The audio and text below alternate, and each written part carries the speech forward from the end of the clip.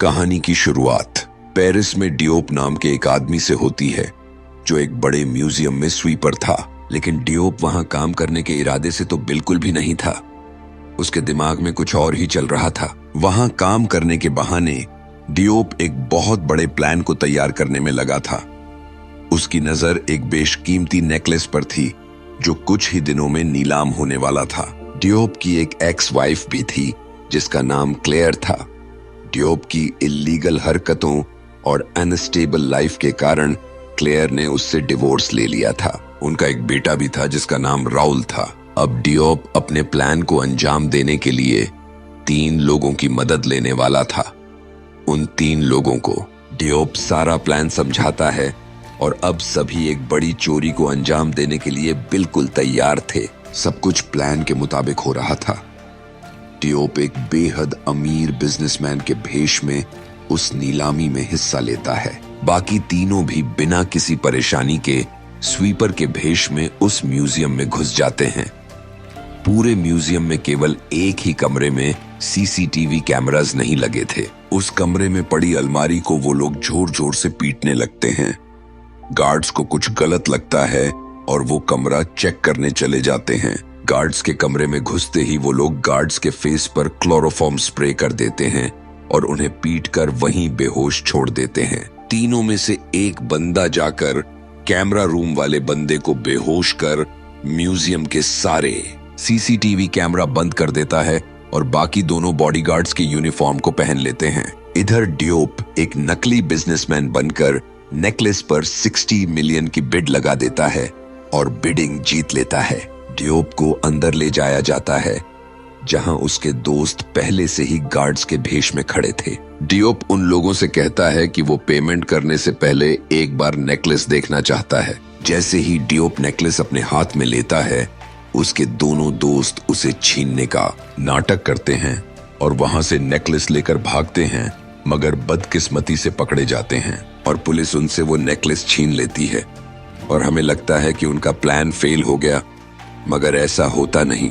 हम देखते हैं कि डियोप ने अपने एक फ्रेंड की मदद से उस नेकलेस की हूबहू कॉपी बनवाई थी जिसे उसने बड़ी ही चालाकी से असली नेकलेस से बदल दिया था और असली नेकलेस डस्टबिन में डाल दिया था। अगले दिन डियोप वापस से स्वीपर के भेष में आकर बड़े ही आराम से उस डस्टबिन से नेकलेस ले जाता है और बच्चों के यूज्ड डायपर्स के साथ छुपा देता है।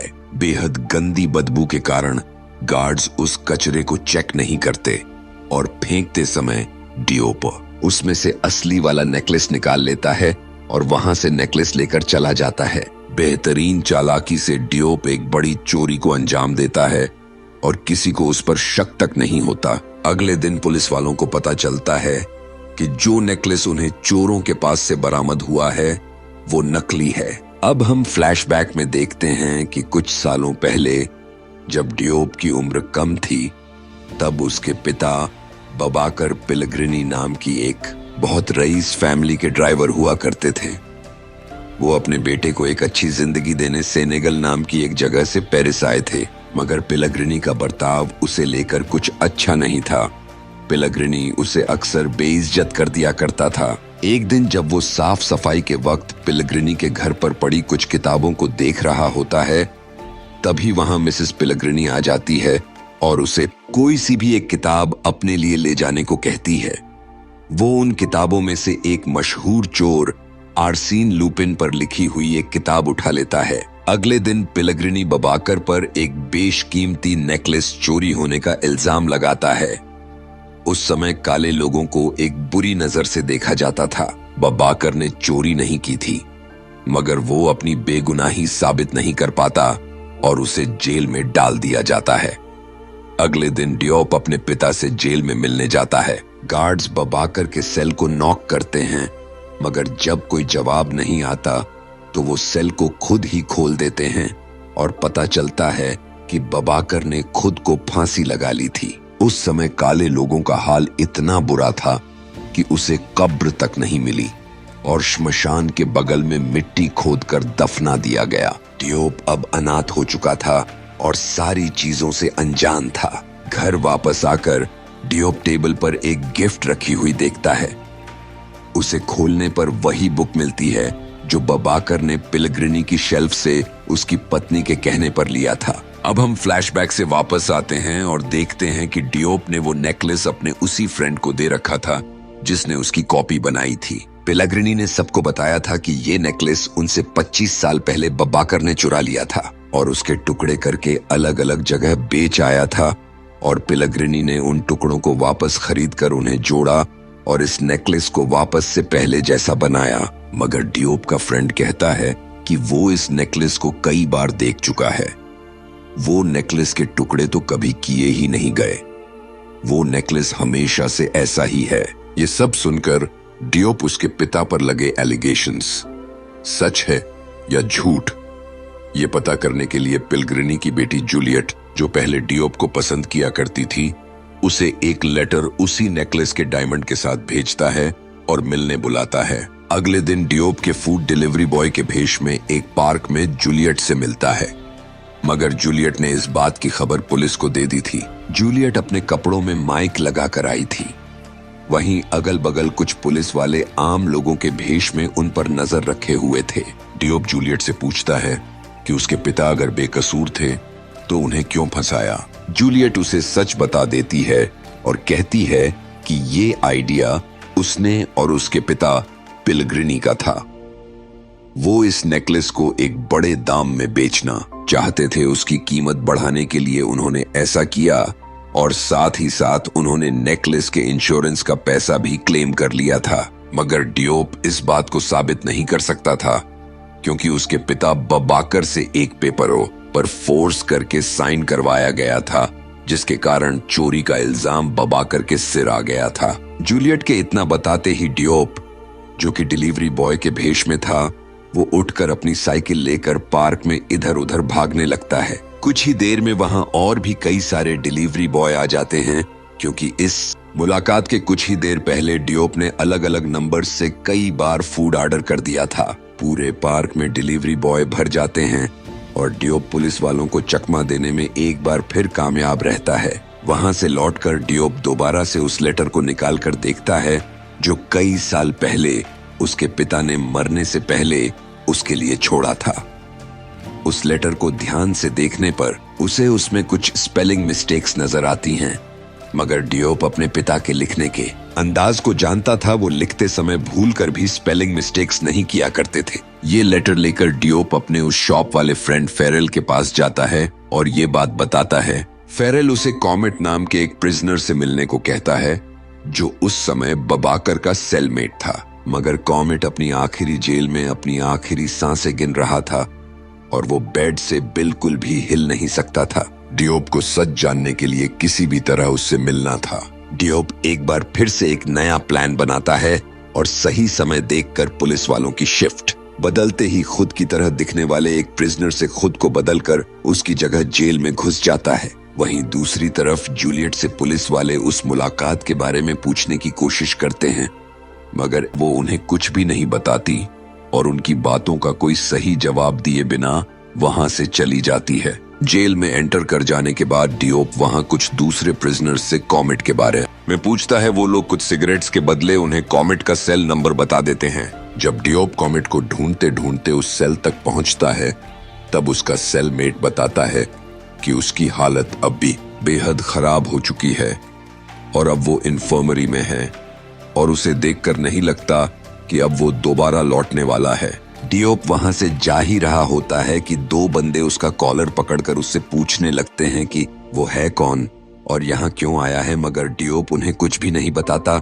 और वहां से चला जाता है। डियोप तबीयत का बहाना बनाकर इन्फर्मरी में जाता है। वहीं सभी पुलिस वालों में से एक पुलिस वाले को इस केस से रिलेटेड कुछ क्लूज मिलने लगते हैं, मगर बाकी उसे सेंसलेस बोलकर नजरअंदाज कर देते हैं। जेल में डियोप उन्हीं लोगों से जाकर उस पर हमला करने को कहता है और वो लोग उसके पेट में टूथपिक घुसा देते हैं और अब वो कुछ दिनों के लिए इन्फर्मिटी में ही रखा जाता है।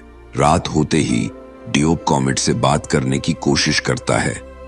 तब कॉमेट उसे बताता है कि वो बबाकर को अच्छे से नहीं जानता था, मगर वो लाइब्रेरी में काम करता था तो उसने एक बार एक बुक उसे पढ़ने के लिए दी थी। कॉमेट ये भी बताता है कि बबाकर ने वो बुक अगले ही दिन लौटाकर उससे वो बुक उसे दे देने को कहता, जो भी उसे ढूंढते हुए आए और उसके बारे में पूछे। कॉमेट उसे कहता है कि वो बुक उसे उसके सेल में रखी हुई मिल जाएगी। अगले दिन डियोप कॉमेट के सेल में जाता है और वो बुक ढूंढने लगता है। तभी वहीं दोनों गार्ड्स को अपनी बातों में कुछ देर के लिए उलझाता है और डियोप वो बुक लेकर सेल से बाहर आ जाता है। बाद में उस बुक को खोलकर देखने पर कुछ वर्ड्स पर अंडरलाइंस मिलते हैं। सभी वर्ड्स को जोड़ने पर डियोप को एक मैसेज दिखाई पड़ता है जो बबाकर ने उसके लिए छोड़ा था। उस मैसेज में लिखा था कि वो बेकसूर है और उसे पिलग्रिनी की पत्नी अन्ना ने फंसाया है। उस जेल से भागने से पहले एक आखिरी बार डियोप कॉमेट से मिलता है, जहां कॉमेट उससे एक आखिरी ख्वाहिश पूरी करने को कहता है। वो कई सालों से अपनी पत्नी से नहीं मिला और वो चाहता था कि डियोप किसी भी तरह से बस एक बार उसकी पत्नी के चेहरे पर मुस्कान ले आए। डियोप उसे उसकी ख्वाहिश पूरी करने का वादा करता है। रात का समय हो जाता है और अब डियोप के जेल से भागने का वक्त हो चुका था। आधी रात को जब जेल की डॉक्टर कॉरिडोर से गुजर रही थी, तभी उसे टॉयलेट से एक अजीब आवाज सुनाई दी। जब वो वहां जाकर देखती है तो डियोप को फांसी से लटका हुआ पाती है। उसे तुरंत ही एम्बुलेंस में लिटाकर हॉस्पिटल भेज दिया जाता है। डियोप ने इन्फर्मरी से कुछ बेहोशी वाली दवाएं चुरा ली थीं और बहुत हैवी डोज ले लिया था। उसने फांसी लगाने के लिए बास्केटबॉल नेट का इस्तेमाल किया था और उसने खुद को इस तरह लटकाया था जिससे देखकर बॉडी गले से लटकी हुई नजर आ रही थी, मगर रस्सी चेस्ट से बंधी हुई थी। एम्बुलेंस के ड्राइवरों को प्रिजनर की जान की बिल्कुल भी नहीं पड़ी थी और वो बड़े आराम से गाड़ी चला रहे थे। जैसे ही वो रेड लाइट पर रुकते हैं, मौके का फायदा उठाकर डियोप वहां से भाग जाता है। अगले दिन समय ना बर्बाद करते हुए डियोप पिलग्रिनी की वाइफ अन्ना से मिलने पहुंचता है, जहां वो उसे सब कुछ बताती है। डियोप के पिता के मर जाने के बाद उसकी पढ़ाई की सारी डोनेशंस के पीछे अन्ना का ही हाथ था। वो कहती है कि इसमें गलती उसकी भी नहीं थी। उसे एक पुलिस ऑफिसर ने ऐसा करने को कहा था और उसने वादा किया था कि वो बबाकर की हेल्प करेगा और उसे इस सिचुएशन से बचा लेगा, मगर उसने झूठ बोला था और ऐसा कुछ भी नहीं किया। डियोप के पूछने पर अन्ना उस ऑफिसर का नाम ड्यूमॉन्ट बताती है। ये सब सुनकर डियोप वहां से चला जाता है। उसी रात डियोप चुपके से कॉमेट की पत्नी के घर अपना वादा पूरा करने पहुंचता है और उस नेकलेस से एक डायमंड निकालकर उन दोनों के वेडिंग एल्बम पर रखकर चला जाता है। हमारा पार्ट 1 यहीं पर खत्म होता है। पार्ट 2 देखने के लिए सब्सक्राइब जरूर करें।